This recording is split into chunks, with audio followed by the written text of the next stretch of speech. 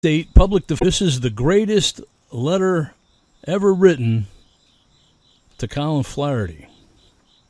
It comes from a public defender. Colin, in my state, public defenders handle felony matters. Worst of the worst, my friend.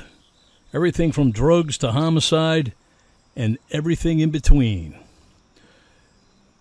From law school to people that just passed the bar exam, you must be an experienced attorney with trial experience to be considered for these positions.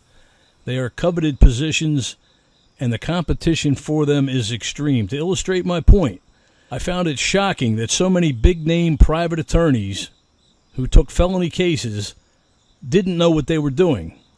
They put on a big show. What did they do every time they get these cases and they need guidance? Well, they quietly, almost secretively, come to their regional state public defender's office and ask staff attorneys for help. It's a well-kept secret. Virtually all public defenders in my state are top criminal felony litigators. Money is no object if you get approved for a public defender. Polygraph experts, investigators, experts of all kind, and the pot of money for these derelicts never ends. No exaggeration. Virtually all of our clients were black men and black women, even in a county or region that was mostly white. The crimes were always involving a victim or firearms rather than simply drug crimes where the state is the listed victim. So I get assigned a client, a black female accused of aggravated assault and armed robbery. She's looking at a maximum of 15 years in state prison. She claims the white victim was the one that actually violated her. Somehow, she ends up with the victim's cell phone and valuables, and the victim is the one who ends up in the hospital. So she continually tells me the victim was a racist and didn't like black people. Somehow that justified assault and robbery. She demands a trial before a jury, and somehow I get the jury to come back with a not guilty on all charges. She doesn't even thank me. So I say, well, you can at least say thank you. I did put a lot of effort into this, and I kept you out of prison.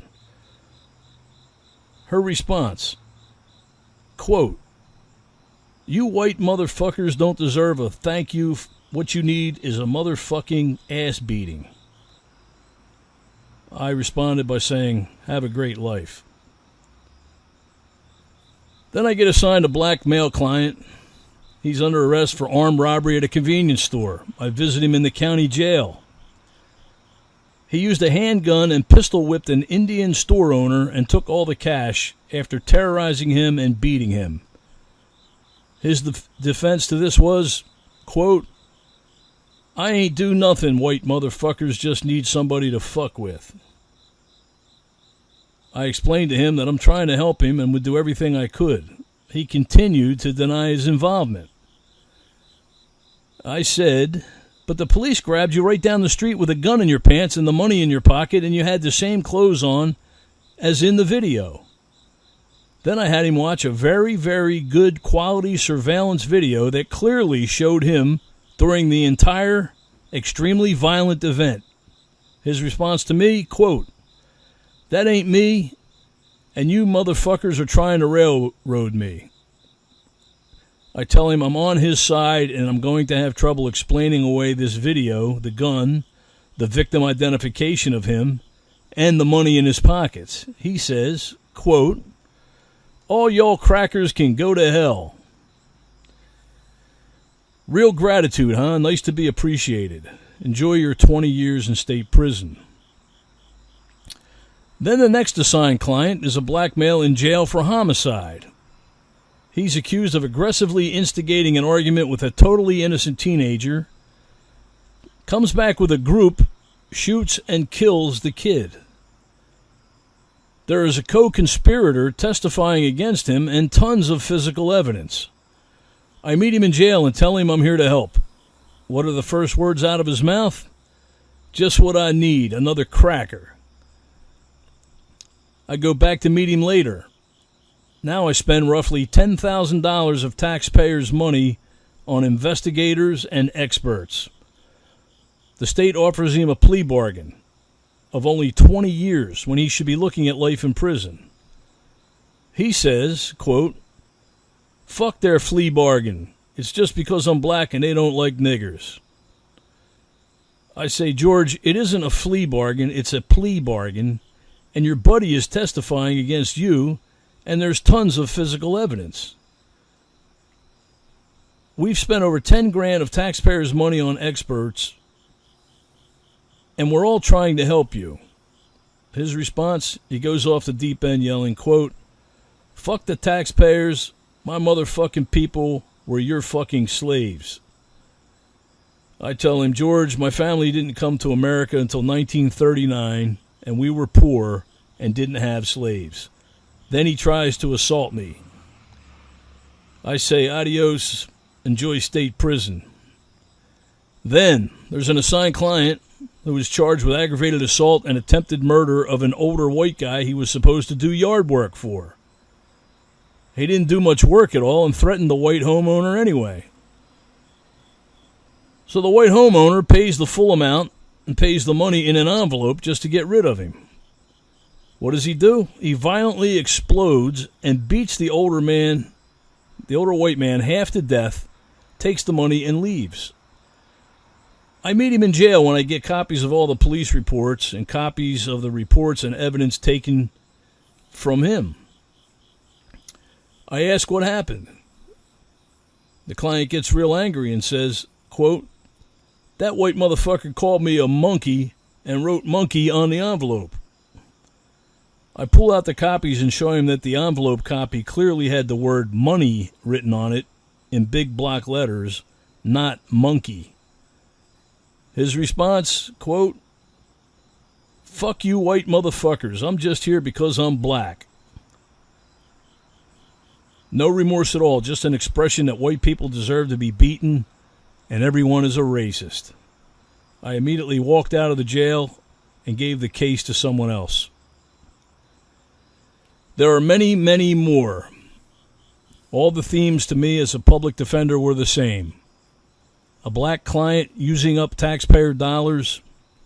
It was a violent crime, and they claimed everyone except them was a racist, including me.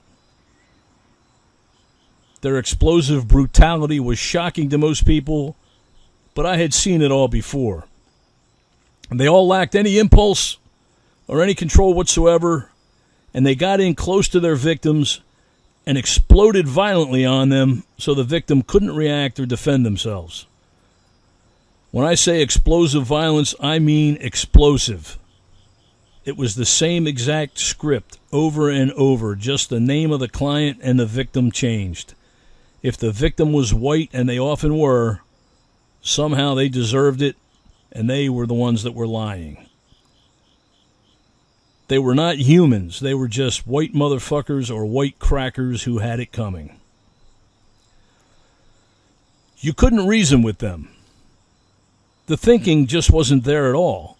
It was just a huge pool of black men and women roaming the streets, looking for an opportunity to victimize someone, and the method was always violent brute force. Most of the old black people from these areas were as good as gold. No criminal history whatsoever. They were genuinely embarrassed and mortified. Something went haywire somewhere down the line. My wife would hear these stories and used to think it was safer for me doing this than being on the street in my last job. It didn't take long until she begged me to get out of it because I was going to get hurt or killed by one of these degenerates I was trying to help. I took her advice and never looked back after having to admit that it was like walking in an enclosure with wild tigers. Sooner or later, if you have enough contact with them, you're going to be a victim, even if you were the only one in the world trying to help them. These people saw their job as collecting welfare, free housing, utilities, and getting food stamps. Oh, I forgot. And brutally victimizing people for their own purposes, which I soon saw was not always financial. It was also clearly to violate non-blacks who were seen as easy prey. None of them worked, and most never, ever had a job. Several generations on welfare because, in their words, used people owes us. I heard that time and time again. If people in this country really knew the violent predators that are walking around in large numbers, that are looking to literally beat them to death for no reason at all, they would board themselves up in their homes and never come out. This is not an exaggeration. The liberal news won't tell you this. Your local politicians refuse to admit it or even say it. And the police are accused by both sides as being the problem. They get a blip in the paper or on TV about the crime, and that's it. They never get to see the autopsy or hospital pictures of the victims, the scars, or the bloody cloths. Well, my friend, someone else can help perpetrate this charade because I refuse to. Sure, I was upholding the law, but I couldn't look the victims in their eyes if they were still alive. Don't start me on criminal justice reform either. I'm going to have to leave that for another day. My dad is a real old school guy in his 70s, typical old type Italian. He's a Vietnam vet, and he did over 30-some years as a police officer. He got along great with blacks in our town, and they all respected him in the old days. He always treated everyone like they treated him. One time a black guy was complaining, and one of the old-time black guys says, "You know, if Chief Johnson gave you an ass-whooping, you must have deserved it." Then one day in the winter, there was this black family literally freezing in the winter with no food in the house, and they had kids.